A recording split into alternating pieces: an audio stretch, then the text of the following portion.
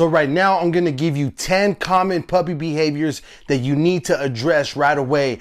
And if you don't address these, you're gonna be seeing a lifetime full of disruptive behavior, not listening to you and not seeing you as the leader in their life. So you need to address it, and I'm gonna show you what those behaviors are right now. So keep watching.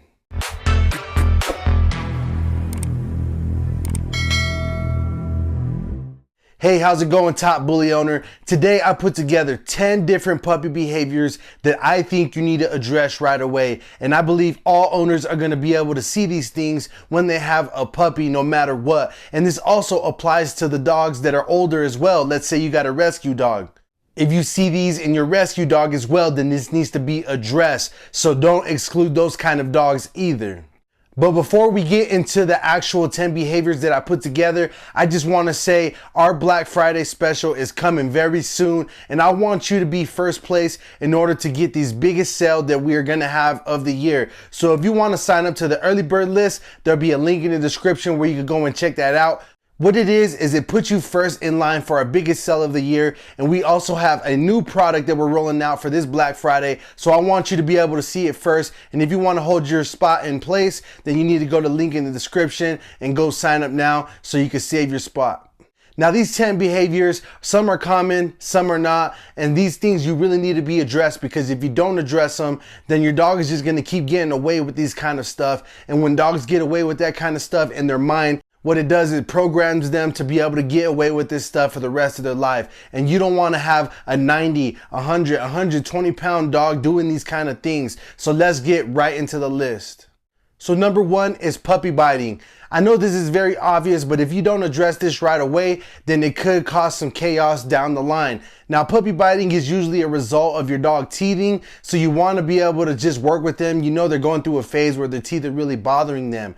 But once you get to a year old and your dog is still biting on your hands, still biting on your ankles, all of this needs to be addressed through some training. Number two on the list is puppy chewing. Again, I know this is very common and it's obvious, but puppy chewing, if you don't get it addressed right away, then what they learn how to do is chew on every single thing. I've had doors get chewed up. I've had my favorite Jordans get chewed up. Some Nikes get chewed up. My son's toys get chewed up. A remote control gets chewed up. Everything gets chewed up if you don't address it. One of the best things I like to do for this is obviously just give them a nice chew toy that's theirs. It's designated for them. There's a spot for it, and they just retarget all that chewing to the chew toy, and it has to be nice and appealing for your dog to go and chew that. Chewing is not a bad thing. It's actually healthy for your dog, but if they do it the right way. Number three on the list is puppy jumping. I know this is very cute in the beginning. You have a puppy that's jumping on you. You're so excited. You're beating on your chest, telling them to jump up to you. But one thing you got to know is your dog is going to get big. And if your dog is jumping on the counters, if they're jumping on the table, if they're jumping on your grandma, if they're jumping on your grandpa, this could knock them down, cause injury to them. It could cause injury to a little boy. This needs to be addressed right away. Your dog shouldn't be allowed to jump on a guest first thing when they're greeting them. That's just not how it works. It could be harmful to the people that are trying to greet your dog, and we need to get this in order right away. So that's very important. Number four on the list is potty training. And if you follow me on the channel, you know that pee pads is not something that I advocate for. I actually think that pee pads are doing yourself a disservice and your puppy a disservice when it comes to their training, because you're overall teaching your dog to go inside the house. So it's very important we get this dialed in. There may be some accidents here and there. What that means, or what it indicates, is your dog is not fully potty trained. Even when they're a year old, if they have an accident inside the house, that means we still got to dial in on the potty training.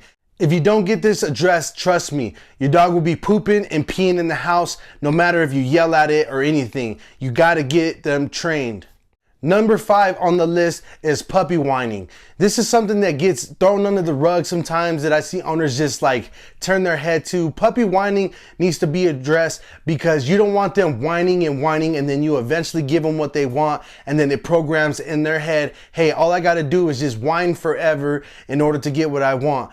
I don't know if you know this, but dogs really don't get too tired when they have to bark and bark or whine and whine. They could do this all day to get what they want. So this needs to be addressed. You could do this by simply giving them a hush or telling them to be quiet and start marking it when they're actually shushing up and they're being quiet. This is very important because if you want to throw them in the crate because something's going on and you can't have them out and about, you don't want them whining and throwing the biggest fit inside that crate just because they're in there for 5-10 minutes.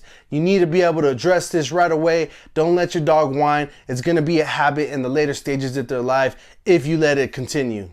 Number 6 on the list is food pickiness.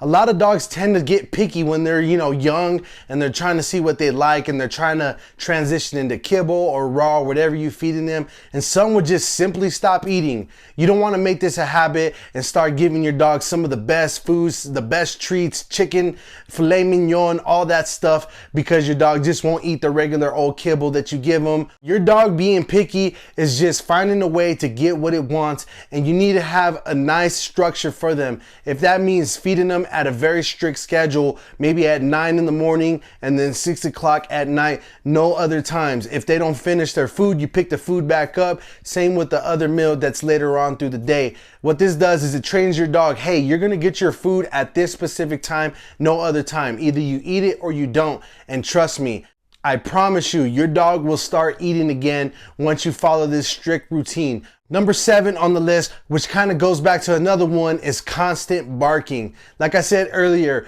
barking and barking and barking over again, your dog just does not get tired. Trust me, a dog does not get tired barking in the cage. They could go forever. And while they're doing this, if you finally feed into them and get them what they want, which is coming out of the crate, for instance, then what you're doing is just training them to do this forever until you get what you want.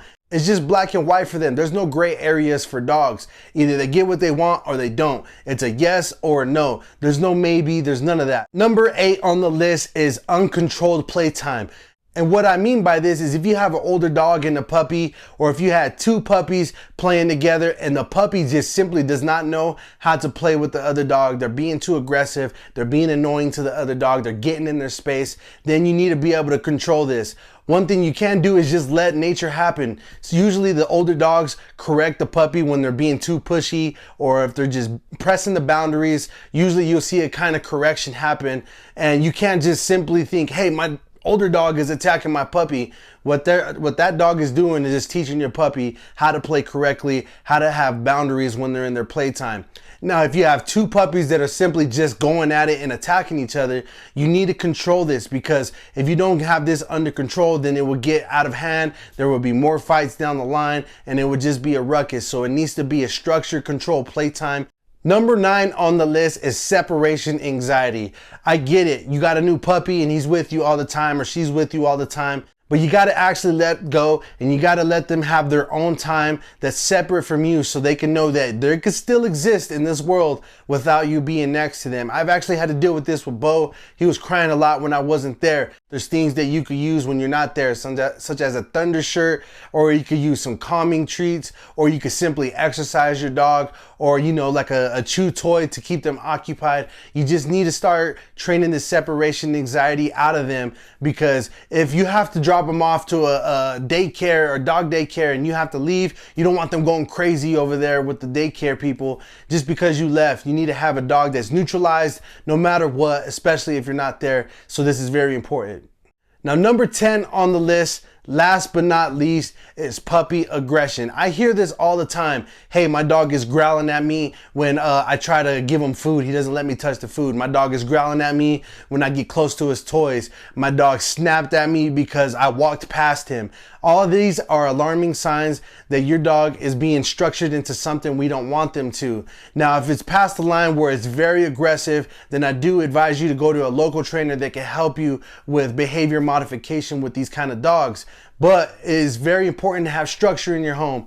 But if you let this aggression play out and not do anything about it, guess what? Now you got a grown pit bull or grown bully breed that's easily able to do some damage, and you didn't do your part on training these dogs. If you don't do your part, then you just have an animal that's dangerous. It's a liability to the public, and you really can't take them anywhere until you start doing behavior modification, which could take an extended period of time. So it's very important. If you see this right away, you need to address it.